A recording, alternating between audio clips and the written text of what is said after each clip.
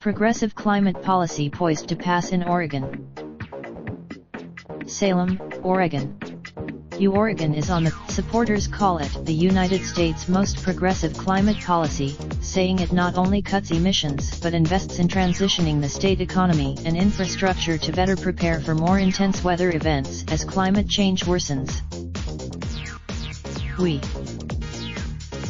Cap and trade has been a top priority this year for Oregon's majority Democrats and government. Kate Brown has, though the program's approval is shaping up to be a sure bet, a decade's worth of baggage from California's cap and trade program has fractured support for the policy among environmental groups.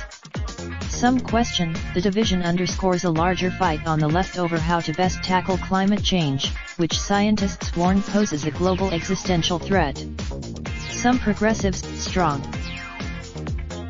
Under a cap and trade program, the state puts an overall limit on emissions and auctions off pollution permits or allowances for each ton of carbon industries plan to emit.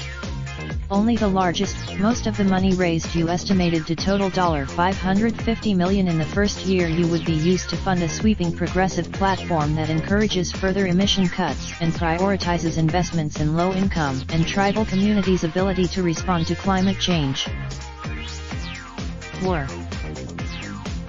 The proposal also contains a $10 million investment to protect workers adversely affected by climate change policy, as some in transportation or manufacturing sector could face layoffs.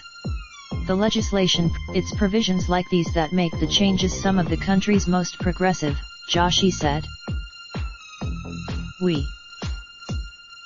Detractors on the left note Oregon's program, like California's, offers concessions to nearly every industry to dampen the potential financial impact. For the programs, the plan gets mixed reviews from industries.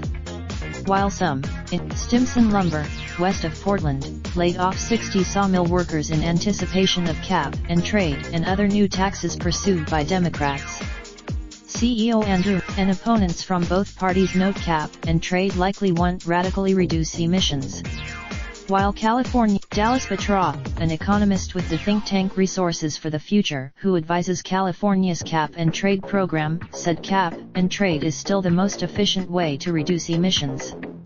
High pricing is, California's program has added 2 million jobs and grown its GDP by $700 billion since taking effect in 2012. The 9 Northeast, these. For Senior. Michael Dombrow, this. Search for location/city. Raindrop, drop top smoking, no cooking the hot pot.